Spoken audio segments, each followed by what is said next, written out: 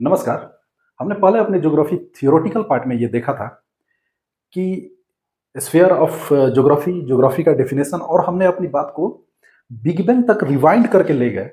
क्योंकि जो पांचवा स्फीयर जो हम ह्यूमन ने एंथ्रोपोस्फीयर बनाया था, वो जो नेचुरल चारों स्फीयर है, मतलब नेमली मैं कहूँ अगर लिथोस्फीयर, हाइड्रोस्फीयर, बायोस्फीयर और इन्वायरमेंट, इनको कहीं ना कहीं इम्पैक्ट करके एंथ्रोपोस्फीयर का डेवलपमेंट ह्यूमन बींग्स ने किया अपने फायदे के लिए। फिर हमारा एक क्वेश्चन एराइज हुआ था कि इसको जो उन्होंने उसमें से एक्सट्रैक्ट किया, जो नेचुरल फोर पिलर है लाइफ के, उसमें से जो एक्सट्रैक्ट करके जो एंथ्रोपोस्फीयर बनाया, उनमें वो चीजें कहाँ से आई। मतलब मेरा कहने का मतलब है कि अर्थ क्रस्ट से हमने मिनरल्स एक्सट्रैक्ट किया, और जो भी हमको रिक्वायर्ड था इंफ्रास्ट्रक्चर के लिए, आयरन और जितने भी मेटर है वो सारा चीज एक्सट्रैक्ट किया। हमने पानी लिया, टिम्बर लिया बायोस्फीयर से। लेकिन ये सारी चीजें खास करके लिथोस्फीयर में ये जो मिनरल्स हैं, ओर्स हैं, ये कहाँ से आए। तो हम इन सारी चीजों को रिमाइंड करते हुए अपने डिस्कशन को बिग बैंग तक ले गए। और आज हम बात करेंगे बिग बैंग में, जहां से हमको ये रिजल्ट मिलेगा कि ये मेटर, और जो मतलब मेटर है इस अर्थ पे या यूनिवर्स में, वो कैसे बने। तो आइए देखते हैं। रिकैप के तौर पे आप एडविन हबल को याद रखिए, डॉपलर इफेक्ट को याद रखिए। ये सारे साइंटिफिक टर्म है, मतलब साइंस से रिलेटेड है, जिससे हमारा ज्योग्राफी का टॉपिक प्रूफ होता है। ओके, तो आज हम बात करने वाले हैं बिग बैंग की। तो देखिए, ये आपका बिग बैंग है। ऐसे जब हम सिंगुलैरिटी पे रुके थे, सिंगुलैरिटी सिंगुलैरिटी या इसका एक और नाम है प्रीमोडियल, प्रीमोडियल एटम। देखो, सबसे पहले समझने वाली बात कि जो भी बिग बैंग हुआ, मतलब ये जो बिग बैंग हुआ, बिग बैंग जो हुआ, ये धमाका, ये सारे हाइपोथेसिस है। Let me clear that, hypothesis है, सिर्फ एक स्टेटमेंट है, लॉजिकल गेस है। जो मोस्ट एक्सेप्टेड है वो बिग बैंग है। इसके अलावा भी स्टेबल स्टेट यूनिवर्स का थ्योरी है, प्लस स्टेटिंग स्टेट यूनिवर्स की थ्योरी है। अभी तो आप देख रहे होंगे, मतलब ये आपका क्या है, ये सीरीज नहीं है हॉलीवुड की मूवी जिसमें डॉक्टर स्ट्रेंज है, उन्होंने तो अभी कुछ मेटावर्स, मेटावर्स का भी कॉन्सेप्ट दे दिया है। मेटावर्स ये सारे फिक्शन है, मतलब हम पढ़ रहे हैं यूनिवर्स, एक ही यूनिवर्स है, यहाँ पे बात चल रही है मेटावर्स, अलग अलग यूनिवर्स से उसमें करेक्टर आते हैं, तो वो अलग बात है। मतलब मैं बस समझाने के लिए बोल रहा हूँ कि ये फिक्शन है। और हाइपोथेसिस और स्टेटमेंट और प्रिंसिपल में अंतर होता है। हाइपोथेसिस का मतलब होता है परिकल्पना, लॉजिकल परिकल्पना। तो जो एस्ट्रोफिजिस्ट है हमारे मोस्ट स्मार्ट एजुकेटेड, उन्होंने ये परिकल्पना की कि ऐसा कुछ बिग बैंग हुआ था, जिससे सारे मेटर और यूनिवर्स की सारी जो मेटर्स हैं वो क्रिएट हुए। तो अब हम देखते हैं कि कैसे क्रिएट हुए, with a logical analysis, with logical analysis, with logical analysis. तो यहां मैं लिखता हूं, यहां पे बिग बैंग हुआ, बिग बैंग, बिग बैंग हुआ।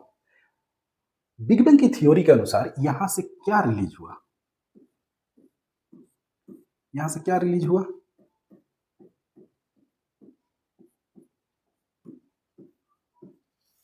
ऑल पॉसिबल डायरेक्शन में huge amount of energy release हुई। क्या रिलीज हुई, एनर्जी। तो हमको बिग बैंग से क्या मिला, एनर्जी। बिग बैंग से क्या मिला, एनर्जी।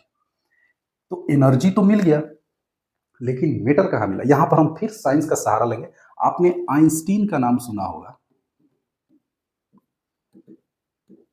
इनका एक फॉर्मूला है E = mc²। तो यहां से हमको मैटर मिला, मैटर। मैटर का सबसे छोटा पार्ट क्या होता है, मॉलिक्यूल। मॉलिक्यूल क्या चीज से बने होते हैं, एटम से।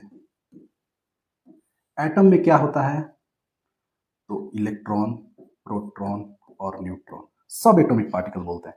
इलेक्ट्रॉन क्या चीज से बना होता है, लेप्टॉन से। और प्रोटॉन और न्यूट्रॉन क्या चीज से बने होते हैं, तो क्वार्क से।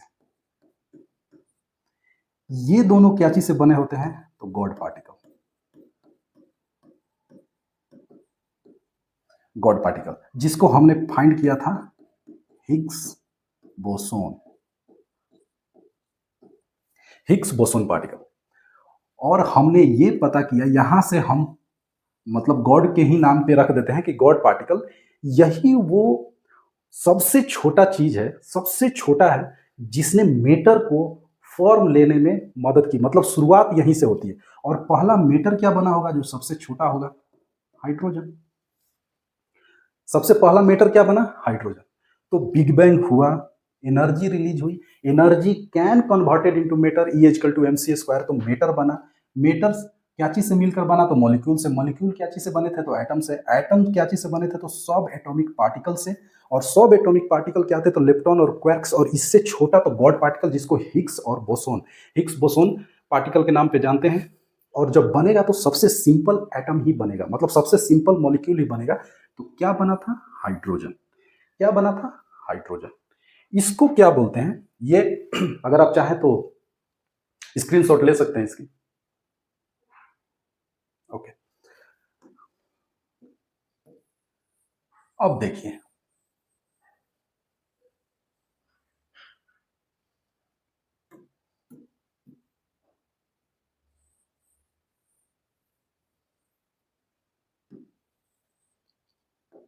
इत्मीनान रखिए, सारा चीज क्लियर हो जाएगा।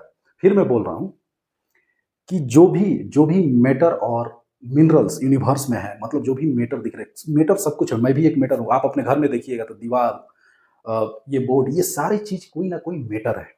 और हमारा ये चीज था कि मैटर कौन बना? तो मोस्ट प्रोबेबल सबसे सिंपल जो मैटर है वो बना hydrogen. Okay, hydrogen.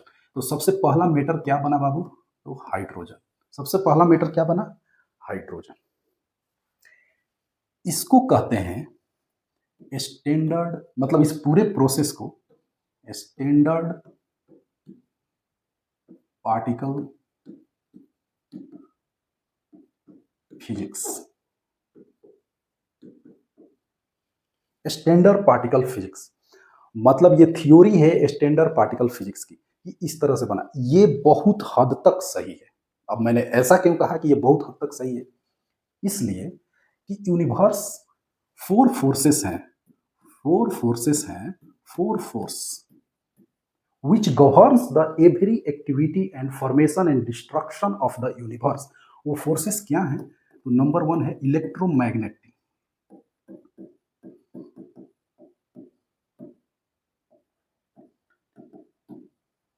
Electromagnetism. Number two strong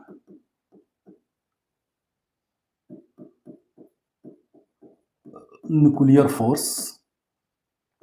number three weak nuclear force.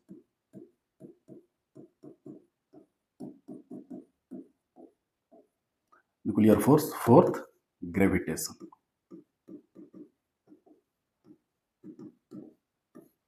Gravitation. अब बात को समझिए, जो स्टैंडर्ड फिजिक्स थ्योरी था, the standard physics particle theory जो है, वो सारी चीजों को इस तरह से समअप कर रहा है। मतलब उसने इलेक्ट्रोमैग्नेटिज्म को प्रूफ कर दिया, स्ट्रॉन्ग न्यूक्लियर फोर्स को प्रूफ कर दिया, वीक न्यूक्लियर फोर्स को प्रूफ कर दिया। बट ये जो चीज है ये फेल हो गया ग्रेविटेशन को प्रूफ करने में, ग्रेविटेशन को प्रूफ करने में। और जब आप एस्ट्रोनॉमी जो कि हम पढ़ रहे हैं, एस्ट्रोनॉमी मतलब फिजिकल, फिजिकल ज्योग्राफी में ग्रेविटेशन का बहुत बड़ा रोल है। तो ये जो आपका थियरी था वो ग्रेविटेशन को प्रूफ नहीं कर पाया, तो सिर्फ ग्रेविटेशन से आया स्ट्रिंज थ्योरी।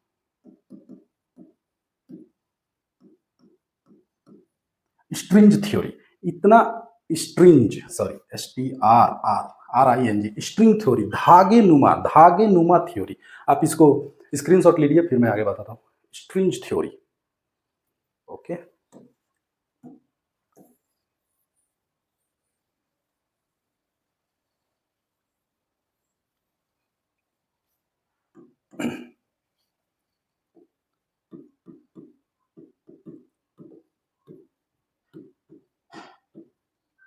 यहां पे आपको दो बातें याद रखनी है कि हमने standard theory of particle physics को रिजेक्ट क्यों किया? क्योंकि वो ग्रेविटेशन को फुलफिल नहीं कर पा रहा था, एक्सप्लेन नहीं कर पा रहा था।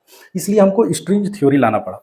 इसका कहना है कि जो फंडामेंटल पार्टिकल्स, जो हिग्स या बोसोन या आप कहिए गॉड पार्टिकल, जो बिग बैंग से बने, मतलब बिग बैंग से इनिशियली क्या बना था, हिग्स और बोसोन यानी गॉड पार्टिकल, जो हम नहीं जानते इसलिए गॉड पार्टिकल बोलते हैं, उस पर काम किए थे बोस साहब ने, और मतलब बोस साहब ने इसकी बात की थी और हिग्स नाम के साइंटिस्ट ने उस पर वर्क किया, इसलिए उसको हिग्स बोसोन बोलते हैं। उसकी एक्टिविटी क्या है, उसकी प्रॉपर्टीज क्या है, ये अभी हमको नहीं पता, किसी को नहीं पता, इसलिए हम मान लेते हैं जो सबसे पहला जो फंडामेंटल एटम बना था वो गॉड पार्टिकल बना था, हिग्स बोसोन, जिससे मिल करके आपके सब एटॉमिक पार्ट बने, सब एटॉमिक पार्ट मिल करके आपके एटम बने, एटम मिल के आपके मॉलिक्यूल बने, और मॉलिक्यूल मिल के आपका मैटर बना, और पहला मैटर क्या बना था, हाइड्रोजन।